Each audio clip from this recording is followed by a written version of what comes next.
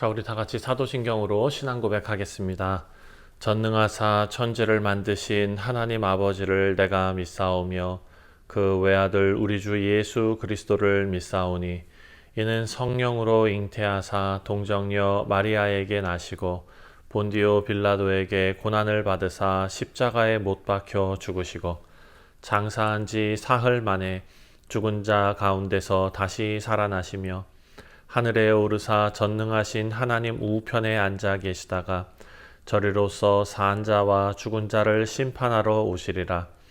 성령을 믿사오며 거룩한 공예와 성도가 서로 교통하는 것과 죄를 사하여 주시는 것과 몸이 다시 사는 것과 영원히 사는 것을 믿사옵나이다. 아멘.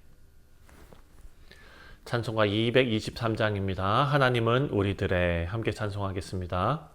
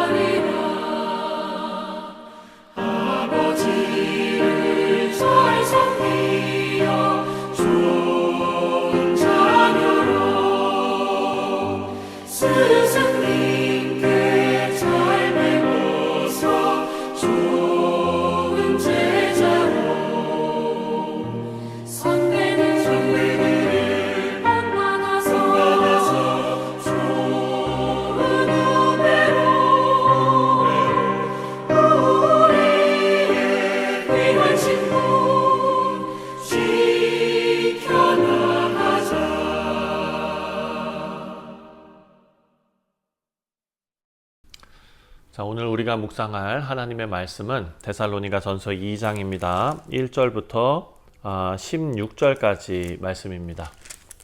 제2장.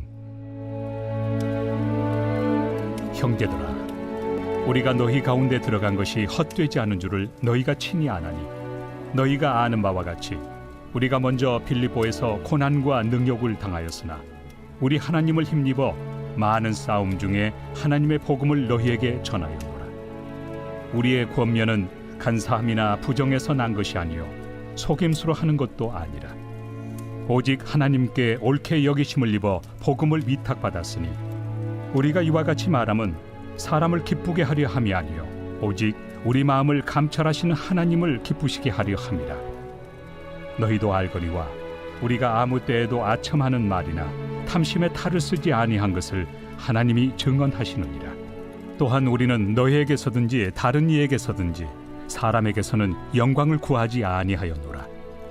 우리는 그리스도의 사도로서 마땅히 권위를 주장할 수 있으나 도리어 너희 가운데서 유순한 자가 되어 유모가 자기 자녀를 기름과 같이 하였으니 우리가 이같이 너희를 사모하여 하나님의 복음뿐 아니라 우리의 목숨까지도 너희에게 주기를 기뻐함은 너희가 우리의 사랑하는 자 됨이라.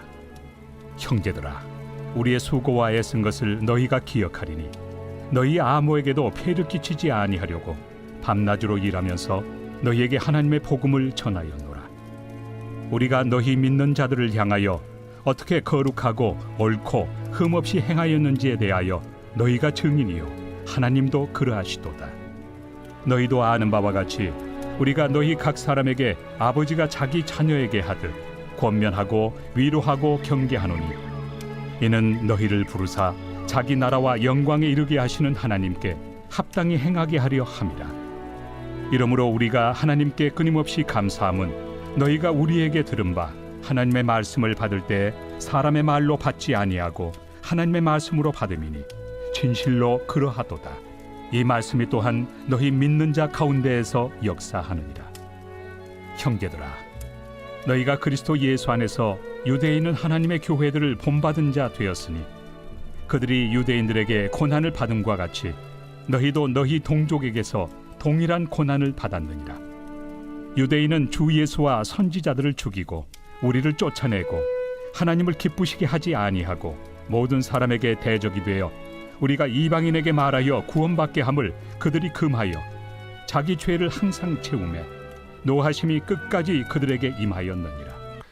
네, 사랑하는 성도님들, 우리가 데살로니가전서 말씀을 시작했습니다. 어제는 사도 바울이 데살로니가 교회를 향해서 감사와 기쁨이 넘쳤고 또 믿음의 역사, 또한 사랑의 수고, 또 소망의 인내가 나타나는 교회다라고 칭찬하면서 소개했던 말씀이 우리가 묵상했던 말씀입니다. 오늘은 2장입니다. 2장 1절부터 16절까지의 말씀인데 이 2장에서는 사도 바울이 어떻게 이 데살로니가 교회를 위해서 사역을 했는지 그것을 알리고 또 복음을 전할 때 어떤 자세로 전해야 했는지, 어떤 태도로 그 귀한 일에 임했는지 그것을 설명해 주고 있습니다. 사도 바울은요, 교회가 숫자적으로 성장하고 외형적으로 성장하고 또 사람들이 교회를 향해서 어떤 평가를 가지고 있고 이런 것을 의식하면서 사역하지 않았습니다. 사도 바울은 언제나 하나님 앞에서 하나님께서 맡겨주신 그 자신의 사역을 되돌아보고 또 성도들에게도 하나님께서 기뻐하시는 길이 어떤 길인지를 알려주고 그 길을 따르기를 권면했습니다. 또 오늘 본문 말씀을 통해서 우리 그 내용이 무엇인지를 우리가 하나씩 살펴보도록 하겠습니다. 2장 1절을 보면 형제들아 우리가 너희 가운데 들어간 것이 헛되지 않은 줄을 너희가 친히 아나니. 자, 지금 사도 바울의 사역이 열매가 없고 그냥 아무 쓸데없는 수고가 아니다라는 것입니다. 하나님의 능력으로 역사하는 참된 사역이었다라는 것을 분명히 기록해 놓고 있습니다. 사랑하는 성도님들, 특히 2절은 아주 중요한 증언이 있습니다. 2절을 보니까 너희가 아는 바와 같이 우리가 먼저 빌립보에서 고난과 능력을 당하였으나 우리 하나님을 힘입어 많은 싸움 중에 하나님의 복음을 너희에게 전하였노라. 아멘. 자, 빌립보에서 매를 맞고 옥에 갇히고 이런 능력을 당하는 그런 경험을 했습니다. 그럼에도 불구하고 다시 데살로니가에서 담대하게 복음을 전했다. 사랑하는 성도님들, 복음을 증거하는 이 사역은 언제나 어려움을 동반합니다. 바울은 사람의 눈치 보지 않고 하나님을 의지했던 그런 사역을 했습니다.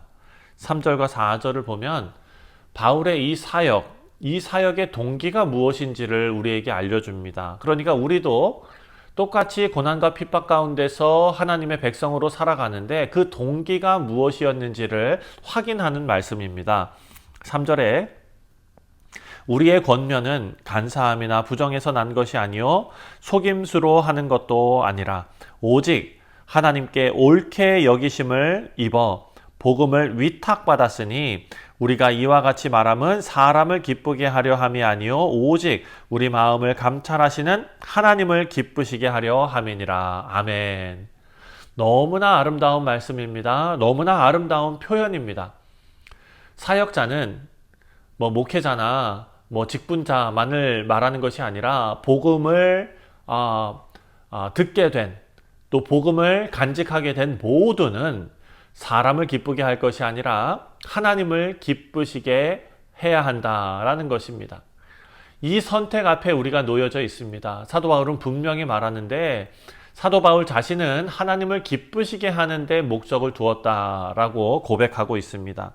5절과 6절 말씀을 보면 너희도 알거니와 우리가 아무 때에도 아첨하는 말이나 탐심의 탈을 쓰지 아니한 것을 하나님이 증언하시느니라. 또한 우리는 너희에게서든지 다른 이에게서든지 사람에게는 영광을 구하지 아니하였노라.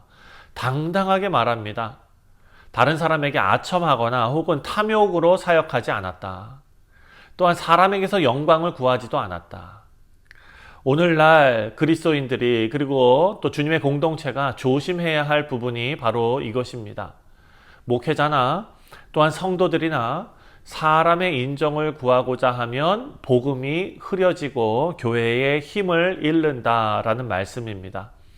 하나님을 기쁘시게 하는 그런 아름다운 사역만이 넘쳐나는 우리 뉴욕 성실 장로교회의 모든 교우들, 우리 교회 공동체 되시기를 주님의 이름으로 축원드립니다. 두 번째로 7절부터 12절 말씀을 살펴보면 사도 바울이 어떤 마음으로 사역했는지가 나옵니다. 바로 부모의 마음이었습니다.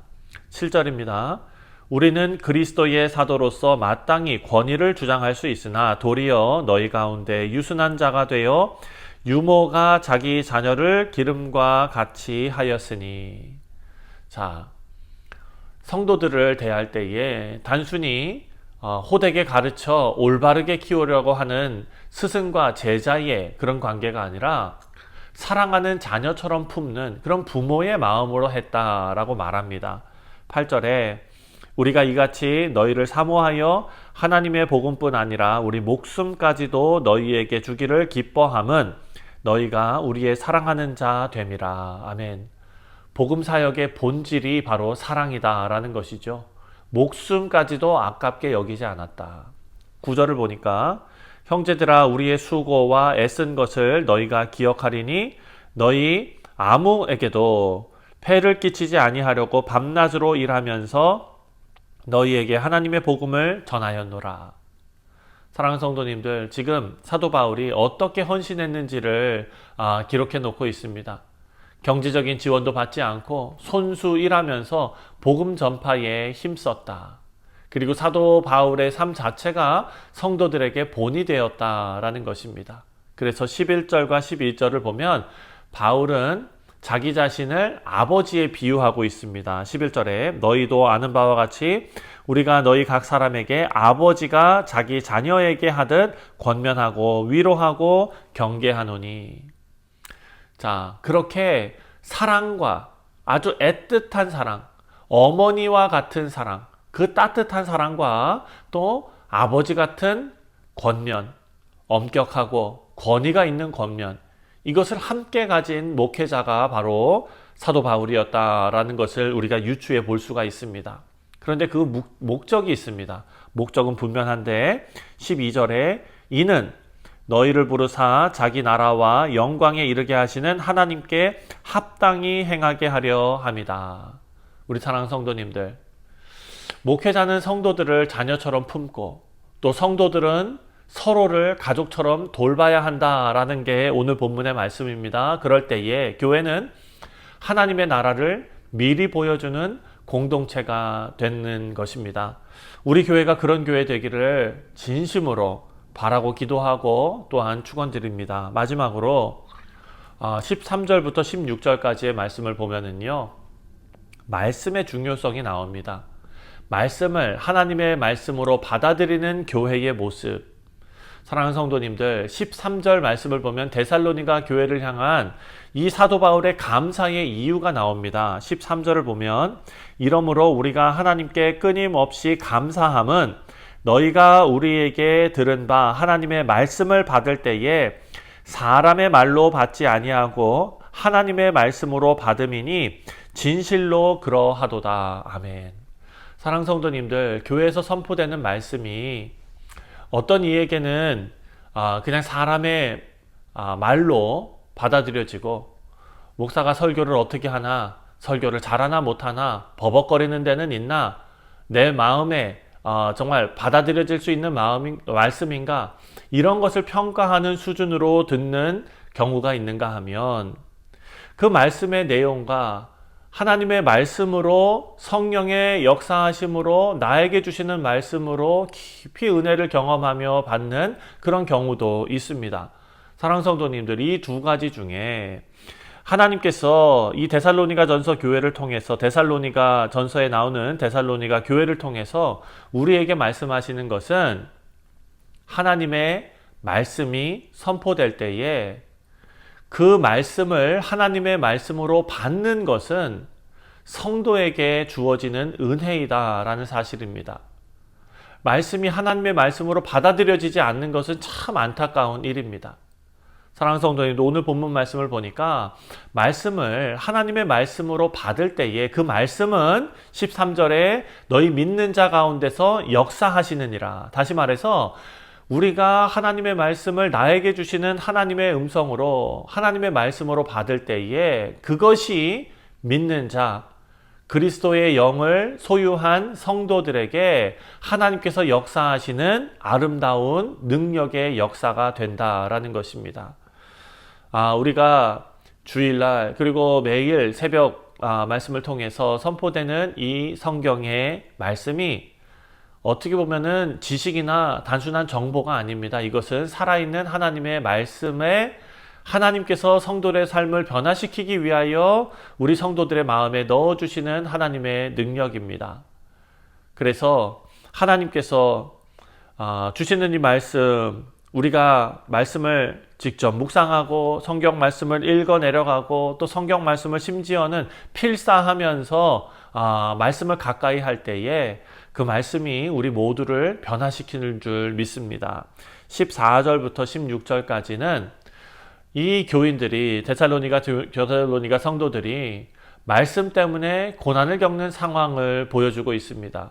자, 데살로니가 교회는요, 유대 지역의 교회들처럼 자기 동족들, 유대인들에게 핍박을 받았습니다. 하지만 그 고난이 오히려 그들에게는 진정으로 하나님께 우리가 속한 자들이다 라는 것을 증명하는 표징이 되었습니다. 말씀을 붙잡는 교회는 세상으로부터 환영받지 못할 수 있지만 하나님 앞에서는 가장 복된 공동체가 됩니다. 오늘날 우리는 말씀을 붙잡는다고 정말 이들이 겪었던 그런 정도의 고난과 핍박을 겪지는 않습니다. 그렇지만 그래서 우리의 마음이 해이해져서는 안 될 것입니다. 이들만큼이나 말씀을 사모하고 붙잡는 우리 모두 되시기를 바랍니다. 오늘도 우리가 세 가지를 생각했습니다. 첫 번째는 우리 교회는 하나님을 기쁘시게 하는 사역이 최우선이 되어야 한다.